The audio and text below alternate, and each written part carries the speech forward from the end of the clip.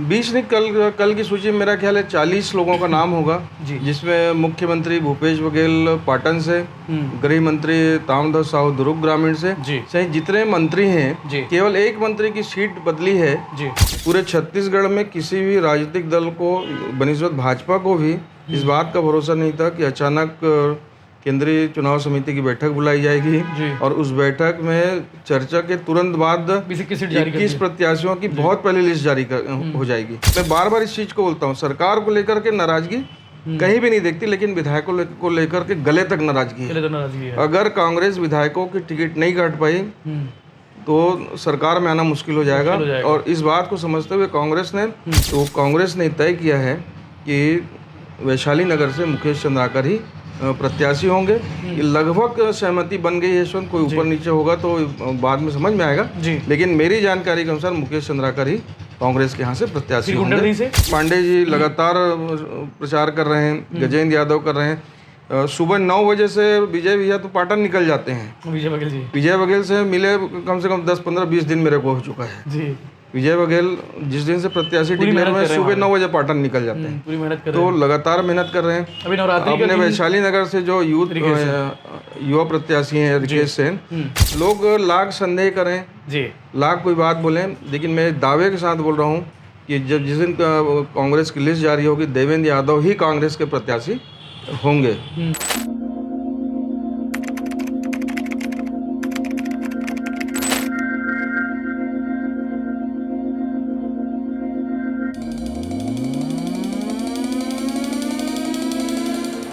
आप सभी को नवरात्रि की ढेर सारी शुभकामनाएं। कल से नवरात्र है और नवरात्र के पहले दिन आने वाली है कांग्रेस की पहली सूची, जिसका इंतजार हम सबको है और आपको भी है और उन दावेदारों को भी है जो प्रत्याशी बनने वाले हैं। तो कल लिस्ट आने वाली, लिस्ट से पहले हम आपको आज बताने वाले हैं लगभग 30-40 सीटों के नाम, जहां से कौन चुनाव लड़ने वाले हैं। कल प्रत्याशियों की जो पहली सूची है कांग्रेस की, उस सूची में किसका नाम होगा वो आज हम आपको बताने वाले। तो आप वीडियो में बने रहिए भिलाई टाइम्स के। और इसके अलावा नवरात्रि है, नवरात्रि के 9 दिन आप गरबा करने जाएंगे, नवरात्रि के पावन पर आप पूजा अर्चना करेंगे, तो दूल्हे साहब से आप जाकर शॉपिंग कर सकते हैं, जहां पे बहुत सारी वैरायटी के कुर्ते, आपके जो एथेनिक वेयर्स हैं वो सारे मिलेंगे। तो आप बने रहिए भिलाई टाइम्स की वीडियो में। आलोक तिवारी जी हमारे साथ मौजूद हैं, लगातार आपको अपडेट्स देते रहते हैं। सबसे सटीक, सबसे सही खबर आप तक पहुंचाने का काम हम लोग कर रहे हैं। आलोक जी, शुरुआत करते हैं, कल की पहली सूची आ रही है। यशवंत, केंद्रीय चुनाव समिति की कल दिल्ली में काफ़ी मैराथन बैठक हुई और महामंथन जब हुआ है तो अमृत भी निकलेगा और विष भी निकलेगा जी। अमृत उन लोगों के लिए जिनको अवसर मिलेगा और विष उनके लिए है जो इतना मतलब दावेदारी करने के बाद मशक्कत करने के बाद टिकट से वंचित हुए हैं, तो उसको विष ही बोल सकते हैं जी। लेकिन कुल मिलाकर के कांग्रेस ने लंबी मशक्कत के बाद जो पहले चरण का मतदान है उसके लिए नामांकन भी शुरू हो गया। उसके लिए प्रत्याशियों की घोषणा कल नवरात्र के पहले दिन होने वाली है, करने जा रही है 20 सीटों के लिए। 20 नहीं, कल की सूची में मेरा ख्याल है 40 लोगों का नाम होगा, जिसमें मुख्यमंत्री भूपेश बघेल पाटन से, गृह मंत्री ताम्रध्वज साहू दुर्ग ग्रामीण से सहित जितने मंत्री हैं, केवल एक मंत्री की सीट बदली है। वो है गुरु रुद्र कुमार, जो अहिवारा दुर्ग जिले की अहिवारा विधानसभा से विधायक हुआ करते थे, मंत्री थे, PHE मंत्री थे। अब वो दुर्ग लोकसभा के ही बेमेतरा जिले की नवागढ़ सीट पर शिफ्ट हो रहे हैं और उनके नाम पर सहमति सुरक्षित सीट है जी। तो नवागढ़ के लिए उनकी रवानगी हो रही है दुर्ग जिले से, अहिवारा से। और बाकी जो है काफ़ी मेहनत के बाद कांग्रेस ने ये तय किया कि 90 में 71 की संख्या अभी कांग्रेस की है जी। तो विधायकों की जिनकी रिपोर्ट ठीक नहीं थी, उन विधायकों की टिकट काटना है या नहीं काटना है। कांग्रेस के पास राष्ट्रीय नेतृत्व के पास भी सर्वे रिपोर्ट था, उस आधार पे लगभग काफ़ी संख्या में विधायकों की टिकट कट रही है जी। मेरा हिम्मत कर पाई कांग्रेस बहुत मुश्किल से बड़ी मशक्कत और विचार विमर्श के बाद ये तय की है कि लगभग 22 विधायकों की टिकट कट रही है जी। और देरी के पीछे रीजन यही था कि मंथन करना था जी। मंथन के बाद तय हुआ काटेंगे तो वहाँ पे किसको रिप्लेस करें, तो लगभग 40 नए चेहरों को 90 में मदद मिल रही है टिकट मिल रही है जी। तो पहली जो सूची कांग्रेस की कल मेरा ख्याल है कि 10:30 11 बजे तक 12 बजे तक आ जाएगी। केसी वेणुगोपाल जी के साइन रहेंगे उसमें। हाँ, केसी वेणुगोपाल जी की मतलब साइन से वो सूची जारी होगी। जिसमें पहले चरण में जो कवर्धा की सीट है जी। वो अभी मंत्री हैं भूपेश सरकार में मोहम्मद अकबर जी। कोंटा से कवासी लकमा जी। कोंडा गांव से मोहन मरकाम चित्रकूट से दीपक बैज किसी चीफ अभी प्रदेश कांग्रेस कमेटी के अध्यक्ष हैं, उनको भी मैदान में उतारा जा रहा है। तो ये सांसद भी हैं। इनके नाम पे मंथन हो रहा था, कुछ बातें हो रही थी कि नहीं, सहमति बन गई है। यशवंत दीपक बैज मैदान में आपको दिखेंगे। केशकाल संतराम नेताम जी। दंतेवाड़ा में एक थोड़ा और रस्साकसी था, परिवार में ही था कि छबिंद कर्मा को दें या महेंद्र कर्मा जी की पत्नी को लड़ाएं या बेटे को लड़ाएं या बेटी को लड़ाएं।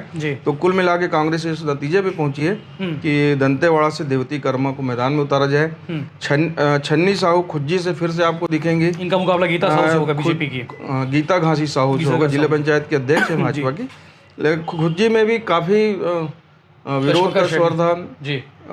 लेकिन टीएस बाबा की सहमति के बाद छन्नी साहू फिर से मैदान में है। उन्हीं के कुछ लोग नवाज खान की एंट्री बता रहे थे वहाँ पे, जो नवाज खान ने काफ़ी मेहनत की जी। और लेकिन वहाँ जातिगत समीकरण नवाज खान के साथ नहीं था, इसलिए नवाज खान को अवसर नहीं दिया जा रहा है। दखल रखते हैं टिकट वितरण में वहाँ के? टिकट वितरण में दखल और सभी जगह हाथ पर उन्होंने मारा कि अपने समर्थकों को टिकट दिला दें, लेकिन जो लिस्ट देख रहा हूँ उसमें ऐसा नहीं दिख रहा है कि नवाज खान की छवि उसमें दिखेगी, चल रही हो जी।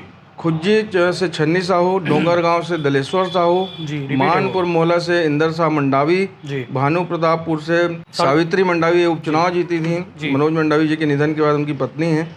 खैरागढ़ से भी उपचुनाव हुआ था देवव्रत निधन के बाद, वहाँ से कांग्रेस की प्रत्याशी रही यशोदा वर्मा को फिर से मैदान में उतारा जा रहा है। डोंगरगढ़ भुवनेश्वर बघेल के नाम पर सहमति बन चुकी है, लेकिन यहाँ थानेश्वर पाटिला का भी नाम लिया जा रहा है। धनेश पाटिला के बेटे हैं, ये पहले भी लड़ चुके हैं जी। तो उनका भी नाम है, लेकिन भुवनेश्वर बघेल के नाम पे सहमति बन गई है जी।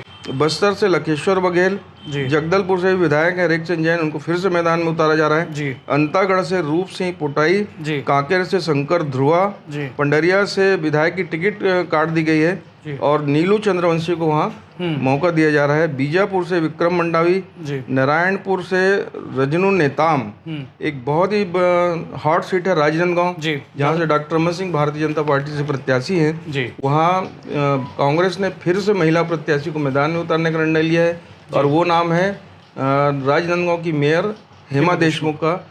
हेमा देशमुख काफ़ी समय से कांग्रेस की राजनीति में सक्रिय रही हैं, महिला कांग्रेस से जुड़ी रही, पार्षद बनी, फिर महापौर रही और अभी वो कांग्रेस की फिर से दावेदार थी और पार्टी ने तमाम दावेदारों की स्थिति की समीक्षा के बाद हेमा देशमुख को मुकाबले के लिए काबिल माना है और हेमा देशमुख आपको मैदान में दिखेंगी।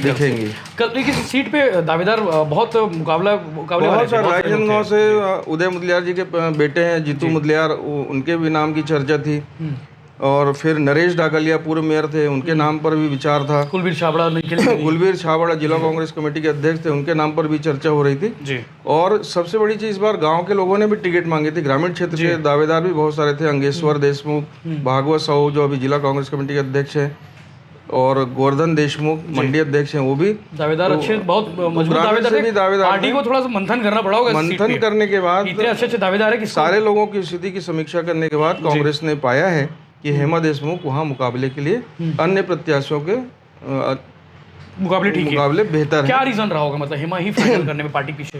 हेमा पिछले 4-5 साल से वहाँ सक्रिय राजनीति में है, राजनीति में तो पहले से हैं, लेकिन कांग्रेस के चेहरे के तौर पे हेमा देशमुख की पहचान बनी महापौर की और लगातार सांस्कृतिक कार्यक्रमों, पदयात्रा, कांग्रेस के विभिन्न कार्यक्रमों में उनकी सक्रियता उनकी दावेदारी को मजबूत आधार दिया है। इनके पति सुदेश देशमुख भी राजनांदगांव के मेयर रहे, नगर निगम के अध्यक्ष रहे और लंबे समय से कांग्रेस की राजनीति में हैं जी। पर्दे पीछे रह के भी बहुत मेहनत की है, संगठन के प्रभारी रहे, तो कहीं न कहीं संगठन को खड़े करने में सुदेश देशमुख का भी बड़ा योगदान रहा है।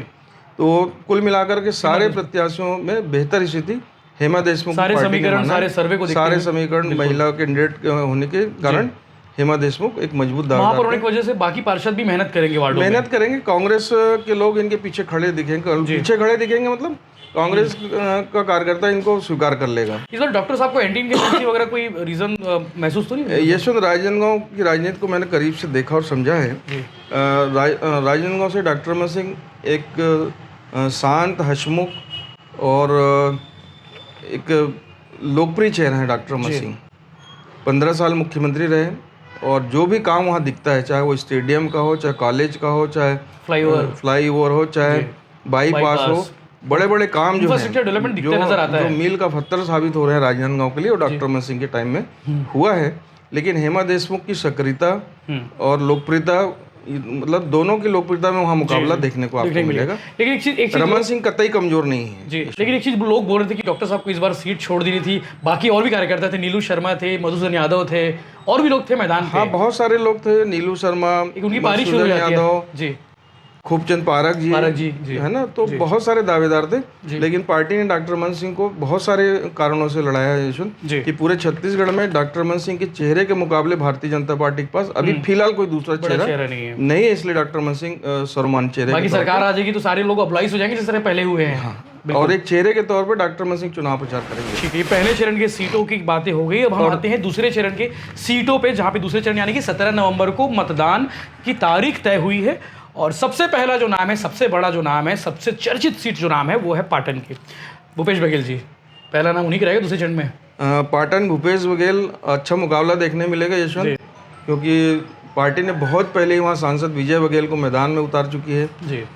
विजय बघेल के पास घोषणा पत्र संयोजक हैं भाजपा के, तो उनके पास दोहरी जिम्मेदारी है जी। तो विजय बघेल और भूपेश बघेल के बीच इस बार फिर मुकाबला देखने को मिलेगा। 2008 में एक बहुत चर्चित मुकाबला हुआ था जिसमें विजय बघेल ने अपने चाचा को पटकनी दी थी। तो पाटन में भूपेश बघेल और विजय बघेल के बीच बेहतर मुकाबला होगा। बीजेपी ने अंबिकापुर की सीट जारी नहीं की है, लेकिन कांग्रेस ने टीएस सिंहदेव जारी नहीं किए, टीएस सिंहदेव के नाम पर सहमति है जी। तो टीएस सिंहदेव आपको अंबिकापुर लड़ते दिखेंगे। शक्ति से डॉक्टर चरणदास महंत अभी भी स्पीकर हैं जी।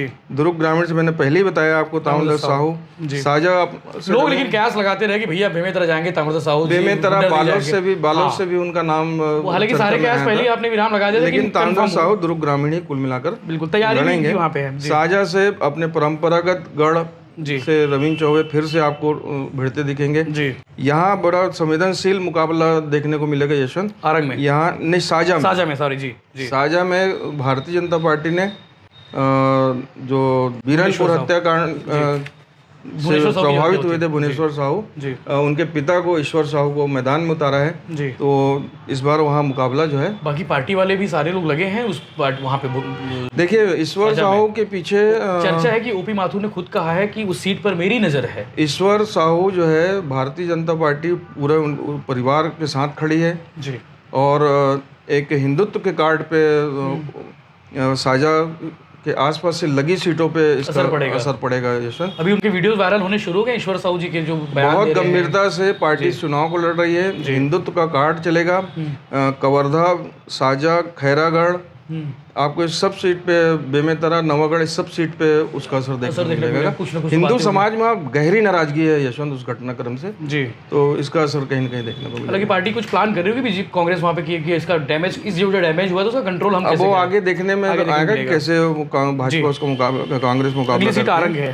आरंग से डॉक्टर शिव डहरिया, डोंडी लोहारा से अनिला भेड़िया, मंत्री हैं अभी सीतापुर अमरजीत भगत, कोरबा जय सिंह अग्रवाल, खरसिया उमेश पटेल, मैंने आपको बताया कि नवागढ़ गुरु रुद्र कुमार शिफ्ट हो चुके हैं जी। राजिम से अमतेश शुक्ला जी।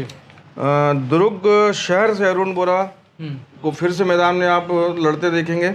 अरुण बोरा का भी बहुत ज्यादा वहाँ पर विरोध हो रहा था, लेकिन अरुण बोरा पे चक्रव्यूह तैयार बोरा परिवार पे कांग्रेस ने भरोसा जताया है। तो उसी तरह रायपुर पश्चिम से विकास उपाध्याय, रायपुर ग्रामीण से पंकज शर्मा, बिलासपुर से शैलेश पांडे, भरतपुर सोनत गुलाब कमरो, कटघोरा से पुरुषोत्तम कंवर आपको चुनाव मैदान में दिखेंगे। ये 40 सीट पे फौरी तौर पे सहमति कांग्रेस में। लेकिन लोग इंतजार कर रहे कि भैया भिलाई नगर का आ रहा कि नहीं आ रहा है। भिलाई नगर में बैठे लोग लाख संदेह करें जी, लाख कोई बात बोलें, लेकिन मैं दावे के साथ बोल रहा हूँ कि जब जिस दिन कांग्रेस की लिस्ट जारी होगी देवेंद्र यादव ही कांग्रेस के प्रत्याशी होंगे, ये मैं दावे के साथ बोल रहा हूँ। कोई शंका नहीं, लोगों को शंका हो सकती है, लेकिन मुझे कोई शंका नहीं है। देवेंद्र यादव और प्रेम प्रकाश जी में मुकाबला देखने को मिलेगा जी। तो हम जहाँ बैठे हैं वैशाली में विधानसभा आता है इस इलाका, यहाँ की हाँ, मैं वैशाली नगर भी बता दूं आपको, काफी चर्चित वैशाली नगर का पेज जो है गुंडरदेही से भिड़ा हुआ था जी। चूँकि प्रतिमा चंद्राकर ने गुंडरदेही से दावेदारी की थी और मुकेश चंद्राकर यहाँ 3 साल से जिला कांग्रेस कमेटी के अध्यक्ष के तौर पे काम कर रहे हैं, तो मुकेश चंद्राकर वैशाली नगर टिकट मांग रहे थे। दोनों एक परिवार से हैं जी। कांग्रेस के सामने रास्ता ये था कि दोनों टिकट मांग रहे हैं, तो परिवार के एक को टिकट देना है। वासुदेव चंद्राकर जी के परिवार से हैं ये लोग, वासुदेव चंद्राकर के परिवार में एक टिकट देना है। तो कांग्रेस ने तय किया है कि वैशाली नगर से मुकेश चंद्राकर ही प्रत्याशी होंगे। लगभग सहमति बन गई है यशवंत, कोई ऊपर नीचे होगा तो बाद में समझ में आएगा, लेकिन मेरी जानकारी के अनुसार मुकेश चंद्राकर ही कांग्रेस के यहाँ से प्रत्याशी होंगे। गुंडरदेही से कुंवर निषाद ही रिपीट हो रहे हैं और कुंवर निषाद का गणित पाटन से है यशवंत। पाटन में निषाद समाज का वोट है और पूरे दोनों सीट लगी हुई है, तो इसलिए कोई पाटन में रिस्क लेने की पार्टी नहीं है ना जी। तो इसलिए कुंवर निषाद गुंडरदेही रिपीट हुए हैं और मुकेश चंद्राकर को वैशाली नगर। बाकी अहिवारा सीट से निर्मल कोसले लगभग महापौर हैं निर्मल कोसले भिलाई 3 से जी। अहिवारा भी लगभग क्लियर है। राम सूर्यवंशी ने काफी दिल्ली की दौड़ लगाई, बहुत मेहनत की, पार्षद रहे जी, और वो तो बड़े लोकप्रिय पार्षद हैं और पार्टी ने निर्मल कोसले पे अभी तक भरोसा जता रही है, पर आगे लिस्ट जब आएगी तो उस पर देखा जाएगा। बाकी हम अब आगे बात करते हैं बीजेपी की बात, कांग्रेस की बात हो गई लगभग। एक चीज़ और कांग्रेस में एक मैसेज और है, एक चर्चा और है कि कांग्रेस थोड़ी पिछड़ गई है प्रत्याशी चयन में। हाँ, इसका इम्पैक्ट कितना ग्राउंड पर होगा पार्टी कार्यकर्ताओं पर? भारतीय जनता पार्टी ने माइंड गेम खेला। पूरे छत्तीसगढ़ में किसी भी राजनीतिक दल को बनिस्बत भाजपा को भी इस बात का भरोसा नहीं था कि अचानक केंद्रीय चुनाव समिति की बैठक बुलाई जाएगी और उस बैठक में चर्चा के तुरंत बाद 21 प्रत्याशियों की बहुत पहले लिस्ट जारी हो जाएगी। और उस लिस्ट के जारी होने के बाद देखिए वो 21 सीट ऐसी है यशवंत जहां भारतीय जनता पार्टी के पास खोने के लिए कुछ नहीं है। पिछले 2 चुनाव से वो सीटें हारती नहीं, 2013 2018 दोनों हारी। 2 सीटें ऐसी है जो आज़ादी के बाद से भारतीय जनता पार्टी नहीं जीती। तो भारतीय जनता पार्टी के लिए वहाँ खोने के लिए कुछ नहीं था। उस सीट पे उन्होंने प्रत्याशी उतार के अपना पत्ता फेंक दिया जी। उसके पीछे की वजह ये थी यशवंत की पितृपक्ष भी शुरू होने वाला था और चुनाव की तारीख भी घोषित होनी थी। तो पितृपक्ष में भारतीय जनता पार्टी लिस्ट जारी नहीं कर पाती, इसलिए वो अपने जहाँ उसको कोई नुकसान नहीं होना है उस सीट पे उसने अपना पत्ता फेंक दिया ताकि ये टोटका भी ना बने कि पितृपक्ष में लिस्ट जारी करें। कांग्रेस ने टोटका माना है और कांग्रेस इसी में फंस गई जी। और कांग्रेस टोटका मान के ये कर रही है कि भाई हम पितृपक्ष में जारी नहीं करेंगे, हम नवरात्रि पहले दिन मां दुर्गा का नाम लेके जारी करेंगे। कांग्रेस को वेट करना पड़ा जी। और पितृपक्ष में अगर लिस्ट जारी कर देती तो यही बवाल मचता कि कांग्रेस जो है देखो कोई पितृपक्ष में कुछ भी नहीं मानती है। अब कांग्रेस को इसमें फंसना पड़ा। दूसरा, कांग्रेस में मंथन का दौर इतना चला कि विधायक सबसे ज्यादा 71 विधायक हैं यशवंत। विधायकों की देखिए मैं बार बार इस चीज को बोलता हूँ, सरकार को लेकर के नाराजगी कहीं भी नहीं देखती, लेकिन विधायकों को लेकर के गले तक नाराजगी है। अगर कांग्रेस विधायकों की टिकट नहीं काट पाई तो सरकार में आना मुश्किल हो जाएगा। और इस बात को समझते हुए कांग्रेस ने 20 से 22 विधायकों की टिकट काट दी है और 40 नए चेहरों को मैदान में उतारने की तैयारी कर चुकी है। बिल्कुल, महिलाएं भी होंगी इसमें नए चेहरों। और ये जो प्रत्याशी चयन में विलंब हुआ है यशवंत, इसका निश्चित रूप से मैदान में असर होता है। अब जिन विधायकों की टिकट कटेगी वहाँ नए प्रत्याशी आएंगे, नए प्रत्याशियों को नए सिरे से तैयारी करना पड़ेगा। टाइम कम है, समय कम है, 20 दिन का चुनाव है उसमें दिवाली भी है, आपका छठ भी है, दिवाली है, छठ है, सब कुछ है। तो 20 दिन में आपको चुनाव लड़ना है तो निश्चित रूप से तैयारी पर असर पड़ेगा जी। असंतोष दिखेगा भाई टिकट को लेकर के। भाई अब ब्लॉक कांग्रेस कमेटी के अध्यक्षों को जो आवेदन आए हैं 100 आवेदन आए हैं, टिकट एक है, एक ही को मिलना है। सब बनेंगे मामा फूफा जो सब मुंह फुला बैठेंगे, है ना। चुनाव का समय नाराजगी होगी, मनाना पड़ेगा जी। तो आधा वक्त तो पार्टी के प्रत्याशी का इसी में चला जाएगा जी। जनता के बीच जाना है, डोर टू डोर जाना है, सभा करना है, रैली करना है, चुनावी खर्चे का हिसाब देना है, बहुत सारी दिक्कत होगी। तो इसमें कांग्रेस पीछे हो चुकी है। बीजेपी में बात कर लेते हैं। 16 अक्टूबर को राजनांदगांव में डॉक्टर साहब बनने वाले नामांकन यशवंत, और आ रहे हैं अमित शाह जी। चर्चा है कि योगी आदित्यनाथ भी आ रहे हैं। यशवंत, भारतीय जनता पार्टी छत्तीसगढ़ के चुनाव को लेकर के बेहद गंभीर है जी। केंद्रीय नेतृत्व पूरे चुनाव को बारीकी से देख रहा है। 4 सर्वे के बाद उम्मीदवार तय हुए और पहले चरण का जो मतदान है और नामांकन भी शुरू हो चुका है, उसमें नवरात्रि के पहले दिन राजनांदगांव जिले की राजनांदगांव लोकसभा क्षेत्र के उम्मीदवार अपना नामांकन दाखिल करेंगे। जी। अमित शाह जो केंद्रीय गृह मंत्री हैं वो उनकी मौजूदगी में वहाँ सभा होगी जी। और सभा के बाद प्रत्याशी अपना नामांकन दाखिल करेंगे, पावर शक्ति दिखाएंगे। इसका राजनीतिक संदेश पहला ये है कि पार्टी गंभीर है, केंद्रीय नेतृत्व खुद इसको लीड कर रहा है इस चुनाव को, और दूसरा डॉक्टर रमन सिंह के को एक तरीके से वहाँ बल देना भी होगा कि गृह मंत्री खुद आकर के डॉक्टर रमन सिंह का सम्मान भी बढ़ रहा है। राष्ट्रीय उपाध्यक्ष भी है, तो राष्ट्रीय उपाध्यक्ष हैं जी। 3 बार के मुख्यमंत्री रहे, उनका नामांकन पार्टी के का शीर्ष नेतृत्व खुद करा रहा है। तो ये पार्टी के नीचे जो संदेश जाएगा वो बहुत बड़ा संदेश, इसका असर बाकी सीटों पर 19 बाकी सीटों पे पड़ेगा, बहुत तगड़ा असर पड़ेगा, तगड़ा असर पड़ेगा। खुद गृह मंत्री और तमाम स्टार प्रचारकों की सूची भी भारतीय जनता पार्टी की तैयार हो चुकी है। जैसे जैसे समय बीतेगा आप देखिएगा कि भारतीय जनता पार्टी पूरे रंग पे चुनाव है। यहाँ योगी आदित्यनाथ जी भी आ रहे हैं वहाँ पे। योगी आदित्यनाथ की मेरे को अभी सूचना आई है, योगी आदित्यनाथ भी रहेंगे। योगी आदित्यनाथ का अपना क्रेज है, अगर पूरे भारतीय जनता पार्टी में नरेंद्र मोदी के बाद कोई चेहरा है तो वो है योगी आदित्यनाथ, जो यूपी के लोग सुनना पसंद करते हैं, लोग सुनना देखना पसंद करते हैं, जाना पसंद करते हैं, भीड़ भी दिखती है, नजर आती है। एक हिंदुत्व की पिच पे भारतीय जनता पार्टी बैटिंग कर रही है, ये भी मैसेज है। बल्लेबाज ओपनर बल्लेबाज हैं योगी आदित्यनाथ और अमित। बिल्कुल। दुर्ग जिले में बैठे तो दुर्ग जिले के जो बाकी जो बीजेपी के जो 6 प्रत्याशी उन पे भी चर्चा करते हैं। आजकल चल क्या रहा है? यशवंत भारतीय जनता पार्टी ने जिस तौर तरीके से उम्मीदवार उतारा उसको लेकर कोई बहुत ज़्यादा असंतोष की स्थिति देखने को नहीं मिली। दावेदारों में नाराजगी स्वाभाविक है जी, लेकिन खुल के कोई बगावत, पुतला दहन या इस टाइप की कोई विरोध, ये खैर भाजपा का कल्चर भी भाजपा में नहीं है। भाजपा का संगठन और उसका जो उसकी माध्य जो आरएसएस है उसके डैमेज कंट्रोल करने की ताकत भारतीय जनता पार्टी के भीतर बहुत है। बीजेपी ने इसके लिए एक सेल में बना रखा है कि जितने भी तो बनी है ये सब। तो 5 संभाग है, 5 संभाग में दिल्ली से पर्यवेक्षक भेजे गए हैं, जिले में प्रभारी भेजे गए हैं। वो सारे चीज़ों को बारीक दृष्टि पार्टी की है और मुझे अभी तक कोई बड़ा संतोष नजर नहीं आया। थोड़ी बहुत नाराजगी है, वो आने वाले समय में दूर हो जाएगी। गजेंद्र यादव जी बड़े प्रचार पे लग गए हैं, सारे लोग जुट गए हैं। ललित चंद्राकर भी ग्राउंड पर उतर गए। प्रेम प्रकाश पांडे जी लगातार प्रचार कर रहे हैं, गजेंद्र यादव कर रहे हैं। सुबह 9 बजे से विजय भैया तो पाटन निकल जाते हैं।